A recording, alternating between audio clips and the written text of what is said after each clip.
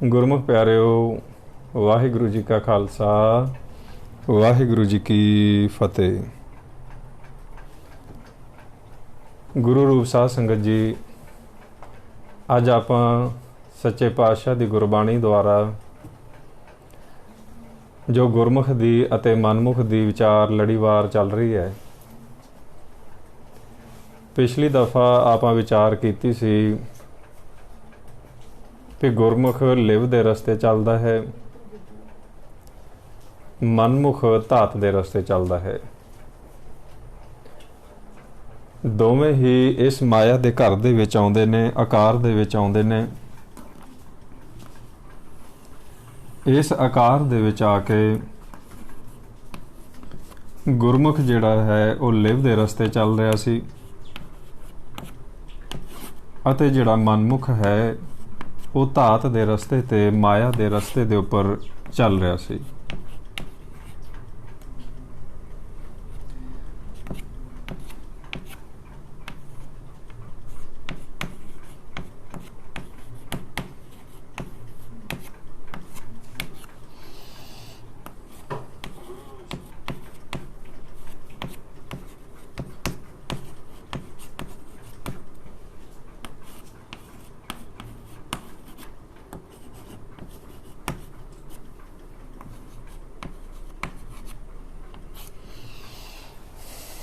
ਗੁਰਮੁਖ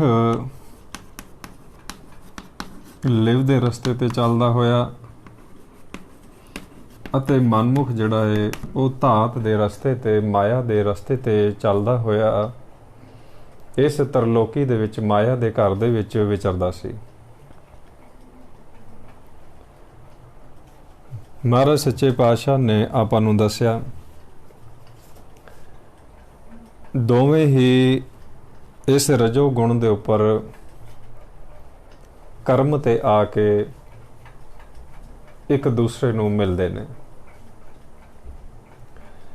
ਗੁਰਮੁਖ ਆਪ ਦਾ ਕਰਮ ਤਨ ਵਾਸਤੇ ਕਰ ਰਿਹਾ ਹੈ, ਮਨਮੁਖ ਆਪ ਦੇ ਤਨ ਵਾਸਤੇ ਕਰਮ ਕਰਦਾ ਹੋਇਆ ਇਸ ਤਰਲੋਕੀ ਦੇ ਵਿੱਚ ਵਿਚਰ ਰਿਹਾ ਹੈ। ਵਿਚਰਦਿਆਂ ਵਿਚਰਦਿਆਂ ਇੱਕ ਦੂਸਰੇ ਨੂੰ ਰਜੋ ਗੁਣ ਤੇ ਆ ਕੇ ਉਹ ਮਿਲੇ ਨੇ। ਕਰਮ ਤੋਂ ਕੁਝ ਸਮਾਂ ਬਣਿਆ ਵਿਹਲੇ ਹੋਏ ਇੱਕ ਦੂਸਰੇ ਨਾਲ ਬੈਠ ਕੇ ਵਿਚਾਰ ਚੱਲ ਪਈ। ਤੇ ਵਿਚਾਰ ਕੀ ਚੱਲੀ,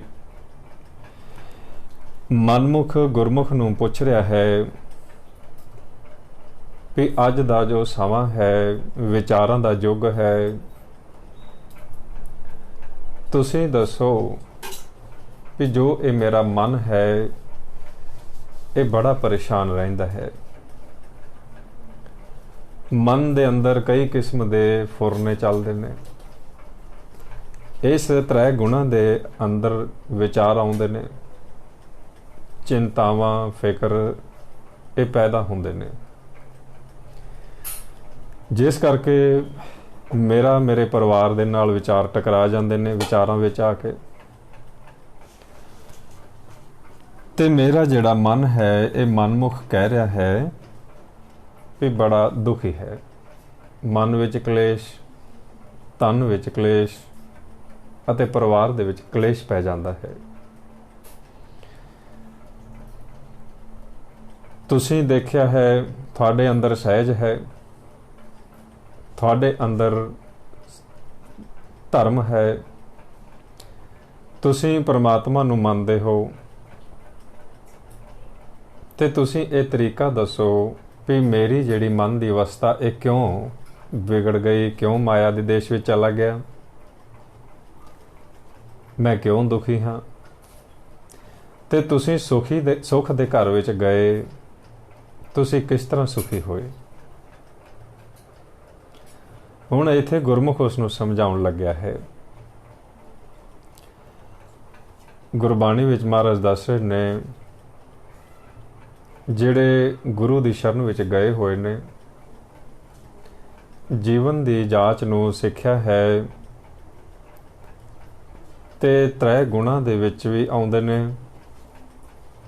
ਤ੍ਰੈ ਗੁਣਾਂ ਵਿੱਚੋਂ ਆਜ਼ਾਦ ਹੋ ਕੇ ਉਹ ਸ਼ਬਦ ਦੇ ਘਰ ਵਿੱਚ ਵੀ ਚਲੇ ਜਾਂਦੇ ਨੇ। ਹੁਣ ਗੁਰਮੁਖ ਉਸ ਨੂੰ ਦੱਸਣ ਲੱਗਾ ਵੀ ਤੇਰਾ ਜਿਹੜਾ ਮਨ ਹੈ ਇਹ ਮਾਇਆ ਦੇ ਦੇਸ਼ ਵਿੱਚ ਆ ਕੇ ਪਦਾਰਥਾਂ ਦੇ ਨਾਲ ਜੁੜ ਗਿਆ ਹੈ। ਤੂੰ ਕਰਮ ਦੇ ਨਾਲ ਜੁੜ ਗਿਆ ਹੈ। ਕਰਮ ਦੇ ਨਾਲ ਜੁੜਨ ਕਰਕੇ ਤੇਰੇ ਅੰਦਰ ਇਹ ਪੰਜ ਜਿਹੜੇ ਨੇ ਕਾਮ, ਕ੍ਰੋਧ, ਲੋਭ, ਮੋਹ, ਹੰਕਾਰ, ਇਹ ਲਹਿਰਾਂ ਪੈਦਾ ਕਰਦੇ ਨੇ, ਤੈਨੂੰ ਅਸ਼ਾਂਤ ਕਰਦੇ ਨੇ। ਤੇਰਾ ਮਨ ਇਹਨਾਂ ਦਾ ਸੰਗੀ ਬਣ ਕੇ ਮਾਇਆ ਦੇ ਰਸਤੇ, ਧਾਤ ਦੇ ਰਸਤੇ ਚੱਲ ਪੈਂਦਾ ਹੈ। ਇਸ ਕਰਕੇ ਇਸ ਮਾਇਆ ਦੇ ਦੇਸ਼ ਦੇ ਵਿੱਚ ਤੇਰਾ ਜਿਹੜਾ ਸੰਬੰਧ ਅੱਗੇ ਚੱਲ ਕੇ ਜੁੜਦਾ ਹੈ ਉਹ ਵੀ ਮਨਮੁਖਾਂ ਦੇ ਨਾਲ ਹੀ ਜੁੜਦਾ ਹੈ ਜਿਹੜੇ ਮਾਇਆ ਦੇ ਦੇਸ਼ ਤੇ ਧਾਤ ਦੇ ਰਸਤੇ ਚੱਲਦੇ ਨੇ। ਉੱਥੇ ਫਿਰ ਲੈਣ ਅਤੇ ਦੇਣ ਦਾ ਸੰਬੰਧ ਚੱਲ ਪੈਂਦਾ ਹੈ। ਜਿੰਨਾ ਚਿਰ ਲੈਣ ਦੇਣ ਬਣਿਆ ਰਹਿੰਦਾ ਹੈ ਤੇਰੇ ਅੰਦਰ ਸੁੱਖ ਦਾ ਅਨੁਭਵ ਤੂੰ ਕਰਦਾ ਹੈ।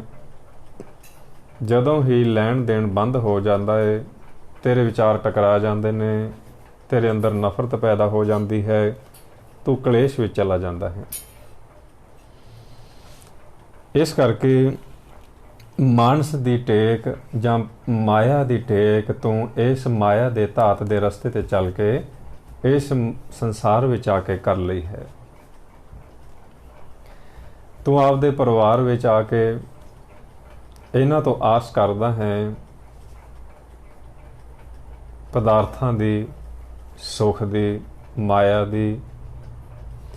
ਜਦੋਂ ਤੂੰ ਤਰੈ ਗੁਣਾ ਵਿੱਚ ਸੰਸਾਰ ਵਿੱਚ ਵਿਚਰਦਾ ਹੈ ਉੱਥੇ ਆਸ ਕਰਦਾ ਹੈ ਦ੍ਰਿਸ਼ਟਮਾਨ ਪਦਾਰਥਾਂ ਤੋਂ ਸੁੱਖ ਪ੍ਰਾਪਤ ਕਰਨ ਦੀ। ਤੈਨੂੰ ਸੁੱਖ ਦਾ ਜੋ ਮੂਲ ਹੈ ਉਹ ਭੁੱਲ ਹੀ ਚੁੱਕਾ ਹੈ ਵੀ ਸੁੱਖ ਉਦੋਂ ਪ੍ਰਾਪਤ ਹੋਣਾ ਹੈ ਜਦੋਂ ਮਨ ਆਪਣੇ ਘਰ ਚੱਲ ਗਿਆ। ਤੋ ਦੱਦਾ ਦਾਤਾ ਏਕ ਹੈ, ਉਸ ਨੂੰ ਛੱਡ ਕੇ ਮਾਨਸ ਕੀ ਟੇਕ ਉਹ ਰੱਖ ਲਈ ਹੈ। ਜਿਸ ਕਰਕੇ ਤੇਰੇ ਅੰਦਰ ਵਿਚਾਰ ਚੱਲਦੇ ਨੇ, ਦੁੱਖ ਅਤੇ ਸੁੱਖ ਦੋਏ ਦਰ ਕੱਪੜੇ ਇਹ ਤੇਰੇ ਅੰਦਰ ਆ ਕੇ ਮਨ ਪਾਉਂਦਾ ਹੈ।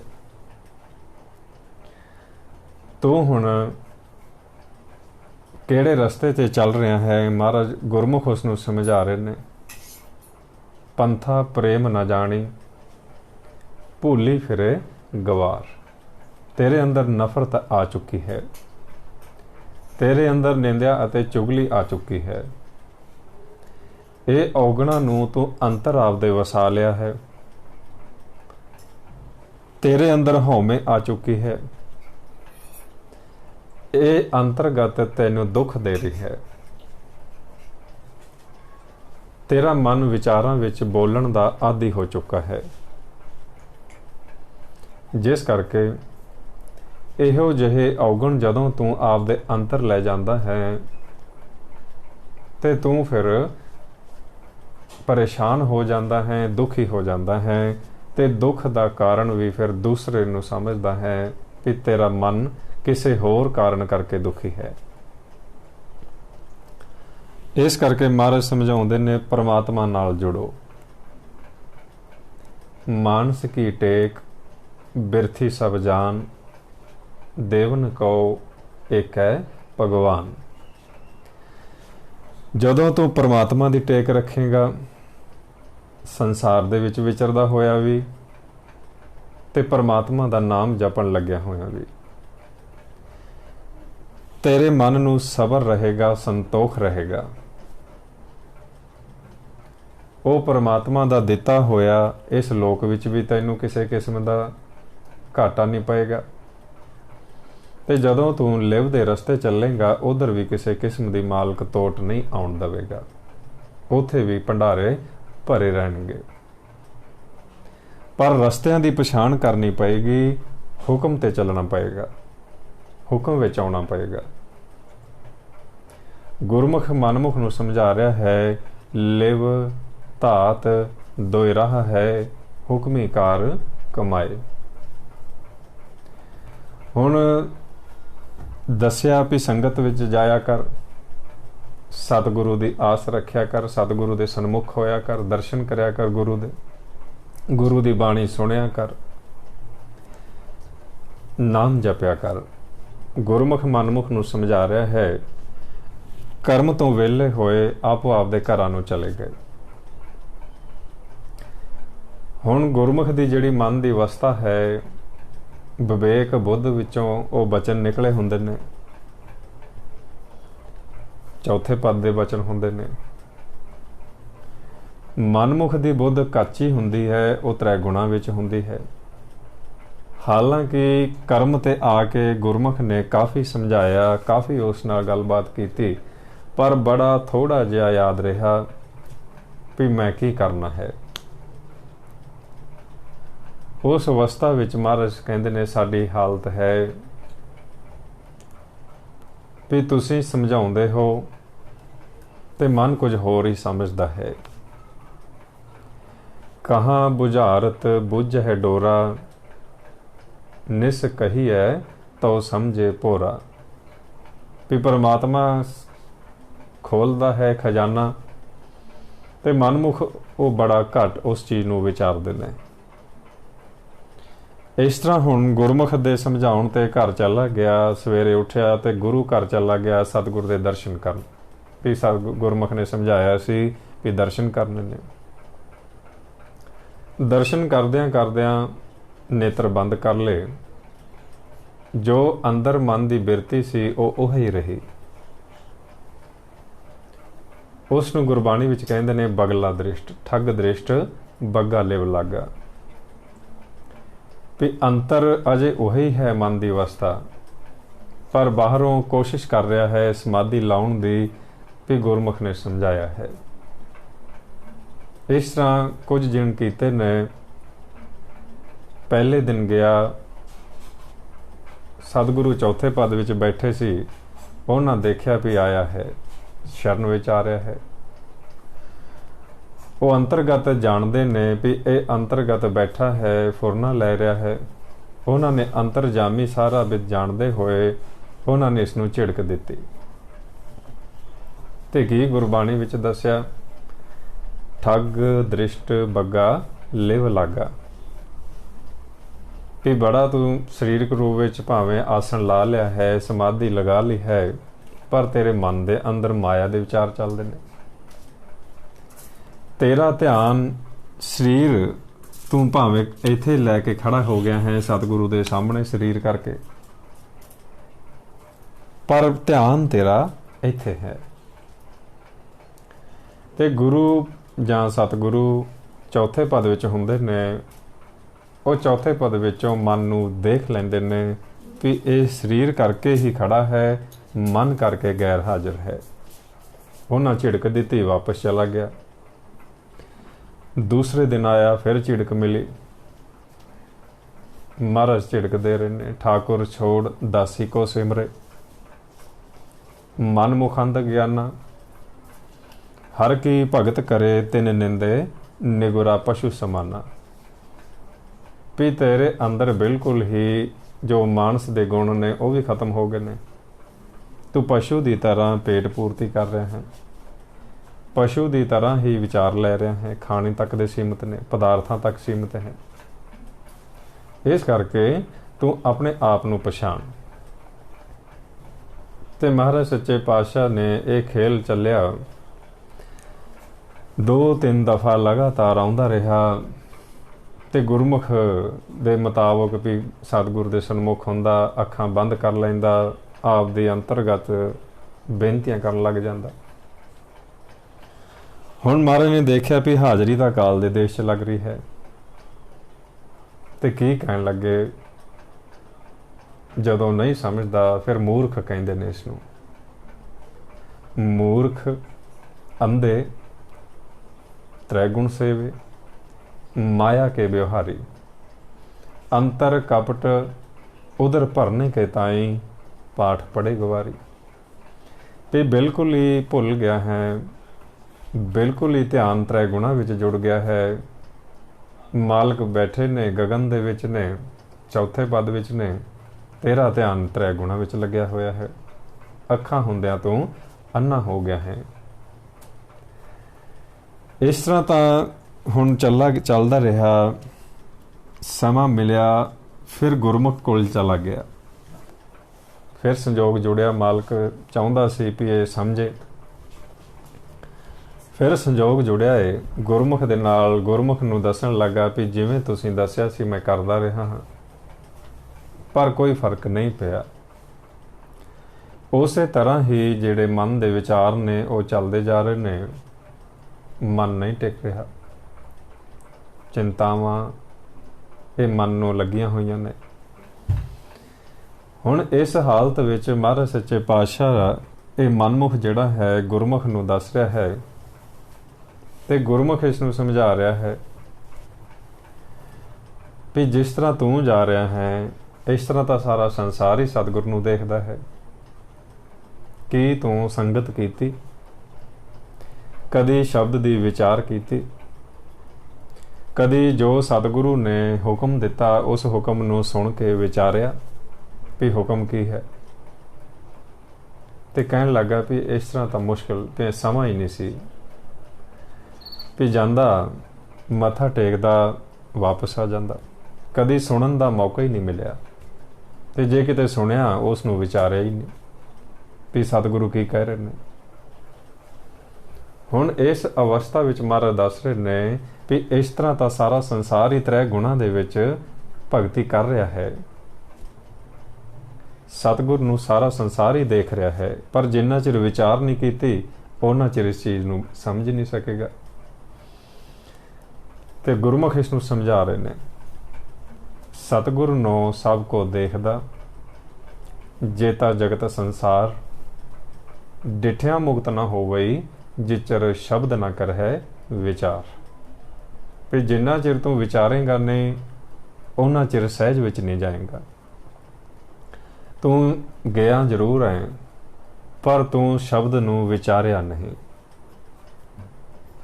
ਜੇ ਤੂੰ ਉਹ ਵਿਚਾਰ ਲੈਂਦਾ ਤੇਰੇ ਮਨ ਨੇ ਵਸ ਵਿੱਚ ਆ ਜਾਣਾ ਸੀ। ਤੇ ਇਸ ਨੂੰ ਸਮਝਾ ਰਹੇ ਨੇ, ਏਕ ਵਸਤ ਬੁੱਝੇ ਤਾਂ ਹੋਵੇ ਪਾਕ, ਬਿਨ ਬੁੱਝੇ ਤੂੰ ਸਦਾ ਨਾ ਪਾਕ। ਪਾਠ ਕੀਤਾ ਹੈ, ਪੜ੍ਹਿਆ ਹੈ, ਪਰ ਅੰਦਰ ਵਿਚਾਰ ਨਹੀਂ ਰੁਕੇ। ਤੂੰ ਪਰਮਾਤਮਾ ਦੇ ਸਰੂਪ ਨੂੰ ਨਹੀਂ ਦੇਖਿਆ, ਨਹੀਂ ਜਾਣਿਆ। ਉਹ ਗੁਰਮੁਖ ਨਾਲ ਵਿਚਾਰ ਚੱਲਦਿਆਂ ਗਈ, ਉਸ ਦੇ ਅੰਦਰ ਵਿਚਾਰ ਨੂੰ ਸੁਣ ਕੇ ਜਿਗਿਆਸਾ ਪੈਦਾ ਹੋਈ। ਪੁੱਛਣ ਲੱਗਾ ਵੀ ਜਿਸ ਪਰਮਾਤਮਾ ਦੀ ਤੁਸੀਂ ਗੱਲ ਕਰਦੇ ਹੋ ਵੀ ਉਹ ਤੁਸੀਂ ਦੇਖਿਆ ਹੈ, ਜਿਸ ਸਤਿਗੁਰ ਦੀ ਤੁਸੀਂ ਗੱਲ ਕਰ ਰਹੇ ਹੋ ਵੀ ਉਹ ਚੌਥੇ ਪਦ ਵਿੱਚ ਹੈ, ਜਿਸ ਨਾਮ ਦੀ ਤੁਸੀਂ ਗੱਲ ਕਰ ਰਹੇ ਹੋ, ਸ਼ਬਦ ਦੀ ਗੱਲ ਕਰ ਰਹੇ ਹੋ, ਇਸ ਸ਼ਬਦ ਨੂੰ ਤੁਸੀਂ ਸੁਣਿਆ ਹੈ। ਇੱਥੇ ਹੁਣ ਗੁਰਮੁਖ ਉਸ ਨੂੰ ਸਮਝਾਉਣ ਲੱਗਾ ਵੀ ਤੇਰੇ ਵਿੱਚ, ਤੇ ਇਹ ਗੁਰਮੁਖ ਦੱਸ ਰਿਹਾ ਹੈ ਵੀ ਸਾਡੇ ਵਿੱਚ ਇਹੀ ਅੰਤਰ ਹੈ ਵੀ ਤੂੰ ਨਿਗੁਰਾ ਹੈ, ਗੁਰੂ ਵਾਲਾ ਨਹੀਂ ਬਣਿਆ, ਤੇ ਅਸੀਂ ਗੁਰੂ ਦੀ ਸ਼ਰਨ ਵਿੱਚ ਗਏ ਹਾਂ। ਅਸੀਂ ਗੁਰੂ ਦੀ ਸ਼ਰਨ ਵਿੱਚ ਜਾ ਕੇ ਉਸ ਦਰ ਨੂੰ ਬੁੱਝਿਆ ਹੈ। ਗੁਰੂ ਨੇ ਸਾਨੂੰ ਦਰ ਦਾ ਭੇਤ ਦਿੱਤਾ ਹੈ। ਕੱਟ ਦੇ ਚੱਲ। ਗੁਰੂ ਨੇ ਸਾਨੂੰ ਉਹ ਸ਼ਬਦ ਦਾ ਭੇਦ ਦਿੱਤਾ ਹੈ, ਦਰ ਦਾ ਭੇਦ ਦੇ ਕੇ, ਤੇ ਉਸ ਸਰੂਪ ਦਾ ਭੇਦ ਦਿੱਤਾ ਹੈ ਜੋ ਉਹ ਨਿਰੰਕਾਰ ਦਾ ਸਰੂਪ ਹੈ। ਇਸ ਕਰਕੇ ਉਹ ਕਹਿ ਰਿਹਾ ਹੈ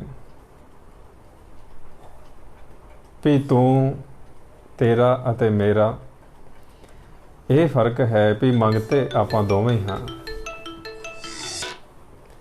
ਮੰਗਤੇ ਆਪਾਂ ਦੋਵੇਂ ਹੀ ਹਾਂ, पर तू काल दा मंगता है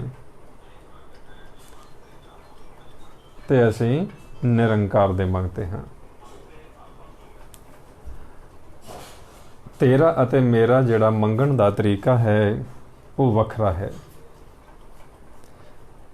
तेरा मन माया दे सन्मुख हो के उथों मंगदा है, काल तो मंग रहा है, ते असीं उस दर तो मंगदे हाँ जिस दर दे उपर मालक बैठा है।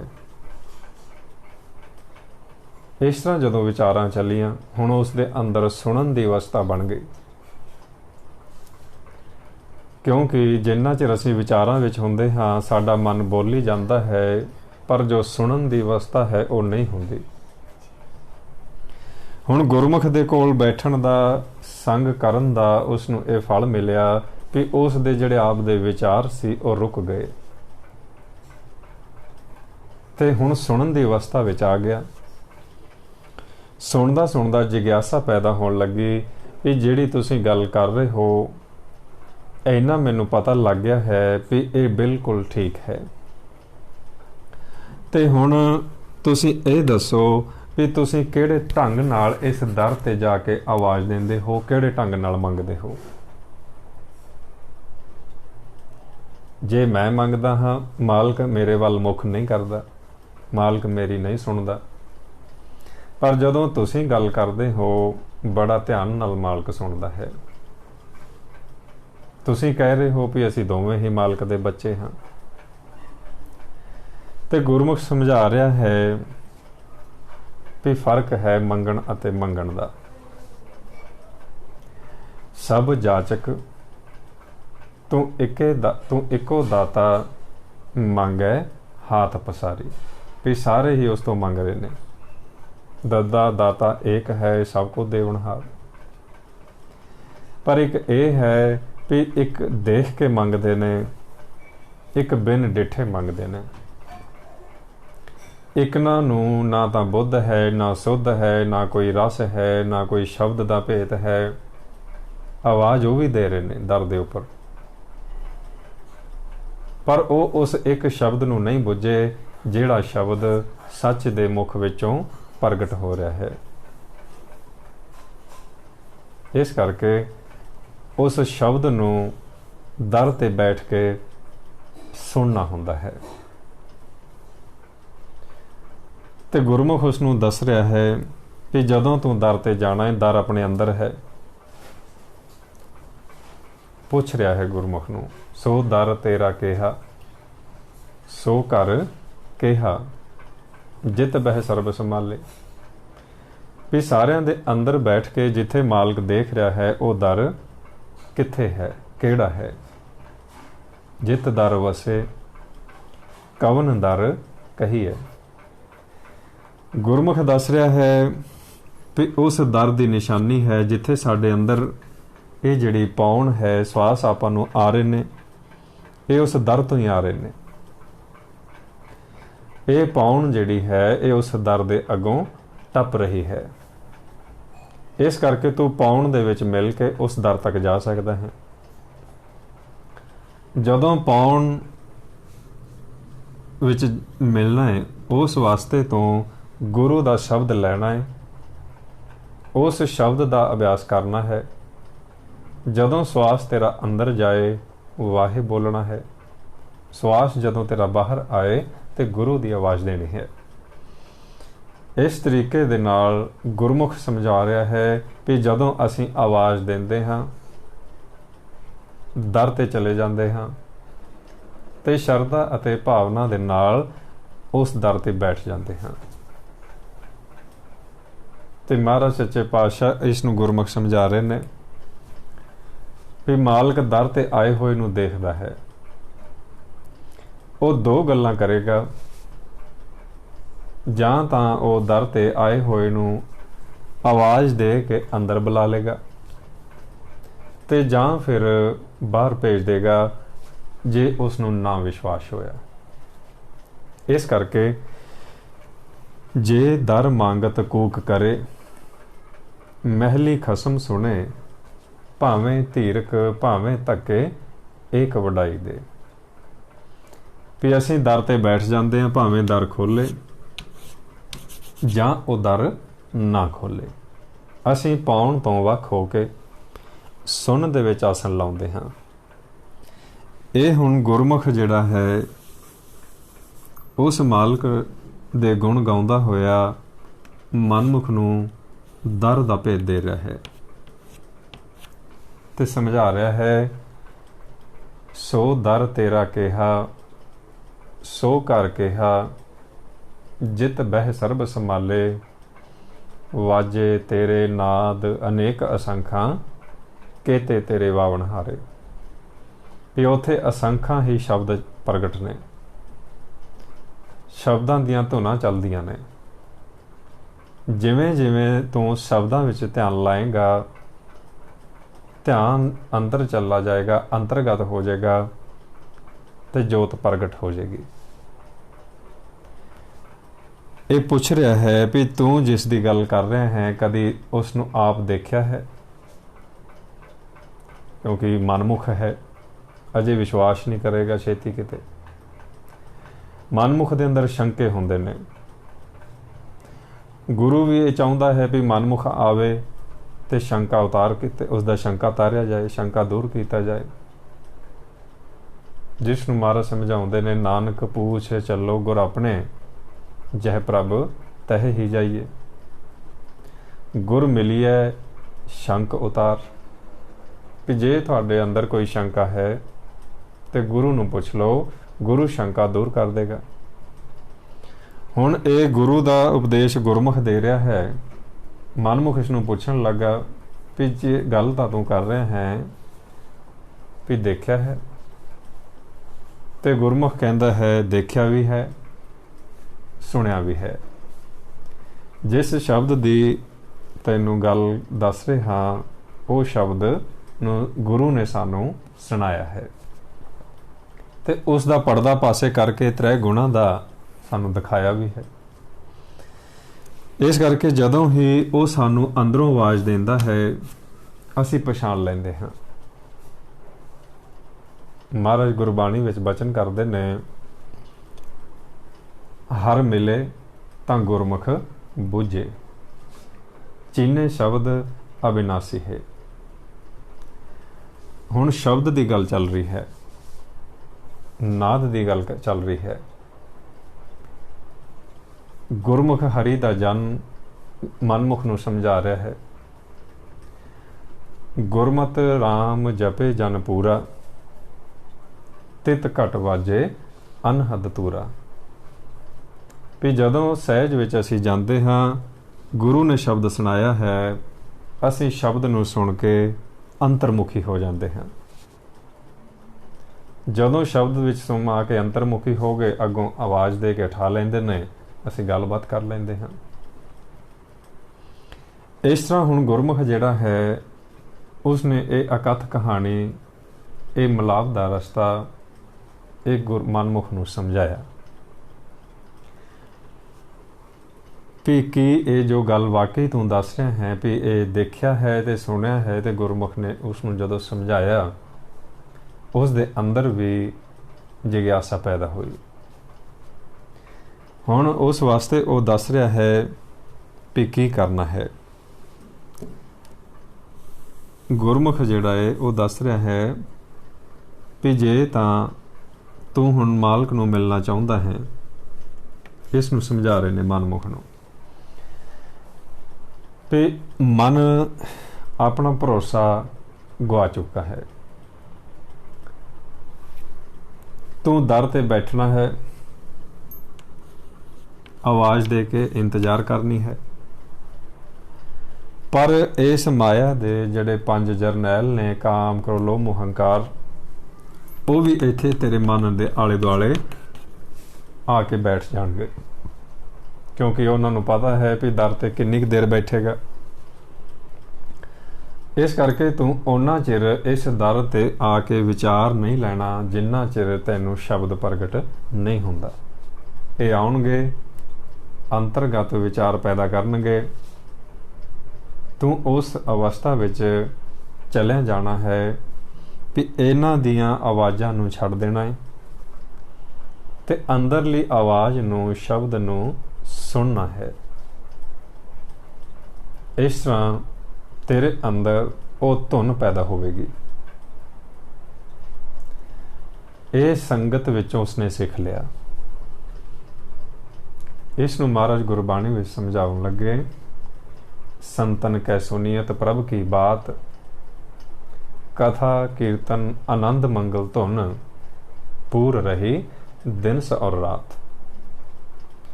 ਉਸ ਸ਼ਬਦ ਦਾ ਭੇਤ ਆ ਗਿਆ। ਇਸ ਨੂੰ ਲਗਾਤਾਰ ਗੁਰਮੁਖ ਦਾ ਸੰਗ ਕਰਨ ਦੇ ਨਾਲ, ਲਗਾਤਾਰ ਸੰਗਤ ਵਿੱਚ ਆਉਣ ਦੇ ਨਾਲ ਇਸ ਨੂੰ ਉਹ ਧੁਨ ਦਾ, ਸ਼ਬਦ ਦਾ ਪਤਾ ਲੱਗਾ ਵੀ ਵਾਕਈ ਹੀ ਇਹ ਜੋ ਦਰ ਹੈ, ਇਸ ਦੀ ਨਿਸ਼ਾਨੀ ਉਹ ਸਹਿਜ ਧੁਨ ਹੈ।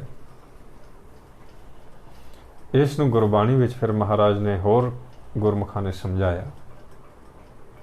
ਇਹ ਸਾਡੇ ਅੰਦਰ ਜਿੱਥੇ ਮਾਲਕ ਦੀ ਜੋਤ ਹੈ, ਇਹ ਉਸ ਜੋਤ ਦੀ ਜਿੱਥੇ ਦਰ ਬੰਦ ਕੀਤਾ ਹੋਇਆ ਹੈ, ਜੋਤ ਗੁਪਤ ਕੀਤੀ ਹੈ, ਇਹ ਸ਼ਬਦ ਉਸ ਦਰ ਦੀ ਨਿਸ਼ਾਨੀ ਹੈ। ਇਸ ਨੂੰ ਗੁਰਬਾਣੀ ਦੇ ਵਿੱਚ ਮਹਾਰਾਜ ਦੱਸਦੇ ਨੇ, ਸਤਿਗੁਰੂ ਮਿਲੀਏ ਧਾਵਤ ਥੰਮਿਆ, 10ਵਾਂ ਦਵਾਰ ਪਾਇਆ, ਤਿੱਥੈ ਅੰਮ੍ਰਿਤ ਭੋਜਨ ਸਹਿਜ ਧੁਨ ਉਪਜੇ, ਜਿਤ ਸ਼ਬਦ ਜਗਤ ਥੰਮ ਰਹਾਇਆ, ਤਹ ਅਨੇਕ ਵਾਜੇ ਸਦਾ ਆਨੰਦ ਹੈ, ਸੱਚੇ ਰਹਿਆ ਸਮਾਏ, ਇਉਂ ਕਹੇ ਨਾਨਕ ਸਤਿਗੁਰ ਮਿਲਿਆ, ਧਾਵਤ ਥੰਮਿਆ, ਨਿਜ ਘਰ ਵਸਿਆ ਆਏ। ਇਸ ਤਰ੍ਹਾਂ ਹੁਣ ਜਿਹੜੇ ਗੁਰਮੁਖ ਨੇ, ਉਹਨਾਂ ਨੇ ਜਦੋਂ ਦੱਸਿਆ, ਇਸ ਦੇ ਅੰਦਰ ਸੰਗਤ ਕਰਨ ਦੇ ਨਾਲ, ਲਗਾਤਾਰ ਸੰਪਰਕ ਰੱਖਣ ਦੇ ਨਾਲ ਉਹ ਜੋ ਸ਼ਬਦ ਦੀ ਧੁਨ ਹੈ ਉਹ ਪ੍ਰਗਟ ਹੋਣੀ ਸ਼ੁਰੂ ਹੋ ਗਈ। ਜਦੋਂ ਸਾਡੇ ਅੰਦਰ ਇਹ ਸ਼ਬਦ ਦੀ ਧੁਨ ਚੱਲਣੀ ਸ਼ੁਰੂ ਹੋ ਜਾਏ, ਉਸ ਵਕਤ ਸਾਡਾ ਮਨ ਇਸ ਕਾਲ ਦੇ ਦੇਸ਼ ਵਿੱਚੋਂ ਨਿਕਲ ਜਾਂਦਾ ਹੈ। ਅਸੀਂ ਇਸ ਮਾਇਆ ਦੇ ਵਿੱਚੋਂ ਨਿਕਲ ਕੇ ਇਸ ਦਰ ਤੇ ਉੱਪਰ ਆ ਗਏ। ਸਾਨੂੰ ਸ਼ਬਦਾਂ ਦੀ ਆਵਾਜ਼ ਸੁਣਨੀ ਸ਼ੁਰੂ ਹੋ ਗਈ, ਨਾਮ ਦੀ ਧੁਨ ਪੈਦਾ ਹੋ ਗਈ। ਇਸ ਤਰਲੋਕੀ ਨੂੰ ਪਾਰ ਕਰ ਗਏ। ਜਦੋਂ ਅਸੀਂ ਇਸ ਤਰੀਕੇ ਨਾਲ ਜਿਉਂਦੇ ਜੀ ਪਾਉਣ ਤੋਂ ਵੱਖ ਹੋਣਾ ਅਤੇ ਇਸ ਦਰ ਤੇ, ਜਾਂ ਇਸ ਨੂੰ ਸੁਣ ਵੀ ਕਿਹਾ ਹੈ, ਇਸ ਸੁਣ ਵਿੱਚ ਆਉਣਾ ਤੇ ਸ਼ਬਦ ਦੇ ਨਾਲ ਜੁੜਨਾ ਸਿੱਖ ਲੈਂਦੇ ਹਾਂ ਤੇ ਅਸੀਂ ਦੇਵਲੋਕ ਵਿੱਚ ਚਲੇ ਜਾਂਦੇ ਹਾਂ। ਜਿਉਂਦੇ ਜੀ ਅਸੀਂ ਇਹ ਭਵ ਸਾਗਰ ਨੂੰ ਪਾਰ ਕਰ ਲਿਆ ਹੁੰਦਾ ਹੈ। ਇਸ ਮਹਾਰਾਜ ਇੱਥੇ ਦੱਸ ਰਹੇ ਨੇ ਆਪਾਂ ਨੂੰ ਵੀ ਜਿਹੜੇ ਗੁਰਮੁਖ ਇਸ ਤਰ੍ਹਾਂ ਜਿਉਂਦੇ ਜੀ ਇਸ ਦੇਹ ਨੂੰ ਛੱਡ ਕੇ, ਪਾਉਣ ਨੂੰ ਛੱਡ ਕੇ ਤੇ ਸੁਣ ਵਿੱਚ ਆਉਣਾ ਸਿੱਖ ਲੈਂਦੇ ਨੇ, ਉਹਨਾਂ ਦਾ ਜੋ ਸਭ ਤੋਂ ਪਹਿਲਾ ਫਲ ਉਹਨਾਂ ਨੂੰ ਮਿਲਦਾ ਹੈ ਵੀ ਉਹਨਾਂ ਦਾ ਜੋ 84 ਲੱਖ ਦਾ ਗੇੜ ਉਹ ਖਤਮ ਹੋ ਜਾਂਦਾ ਹੈ। ਇਸ ਨੂੰ ਗੁਰਬਾਣੀ ਵਿੱਚ ਮਹਾਰਾਜ ਦੱਸ ਰਹੇ ਨੇ, ਦੇਵ ਸਥਾਨੇ ਕਿਆ ਨਿਸ਼ਾਨੀ, ਤਹ ਬਾਜੇ ਸ਼ਬਦ ਅਨਾਹਤ ਬਾਣੀ,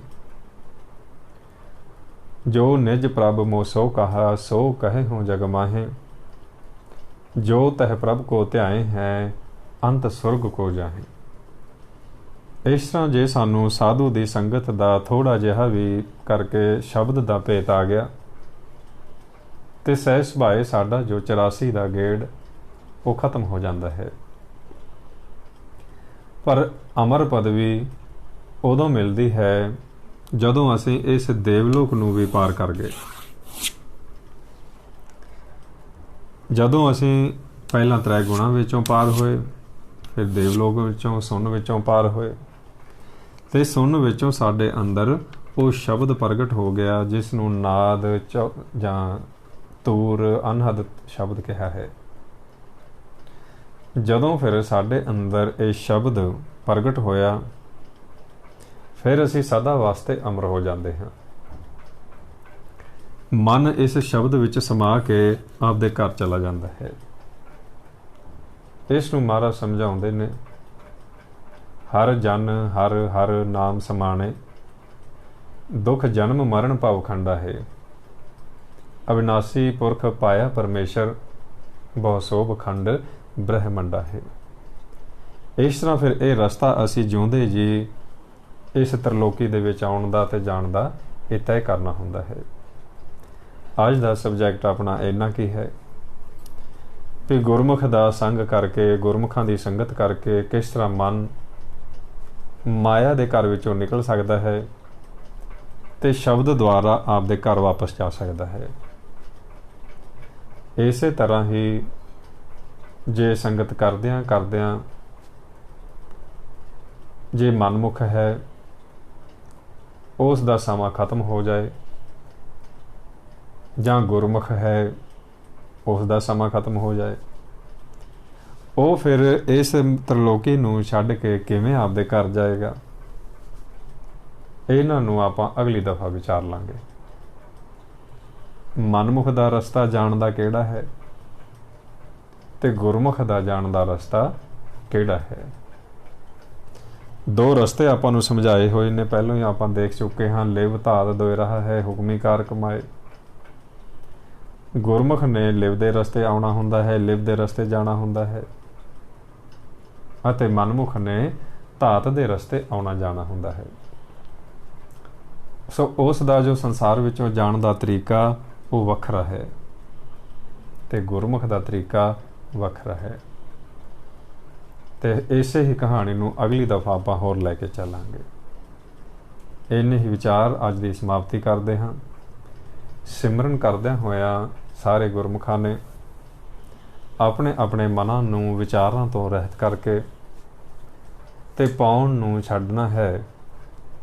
ਸਹਿਜ ਸੁਭਾਏ ਹੀ ਜਿਸ ਤਰ੍ਹਾਂ ਆਪਾਂ ਰਿਲੈਕਸ ਹੋ ਜਾਂਦੇ ਹਾਂ, ਗਿਆਨ ਇੰਦਰੀਆਂ ਨੂੰ ਛੱਡ ਜਾਂਦੇ ਹਾਂ, ਅੱਜ ਕੋਸ਼ਿਸ਼ ਕਰਨੀ ਹੈ ਸ਼ਬਦ ਦੁਆਰਾ ਆਪਾਂ ਸਹਿਜ ਵਿੱਚ ਜਾਣਾ ਹੈ, ਸੁਣ ਵਿੱਚ ਜਾਣਾ ਹੈ।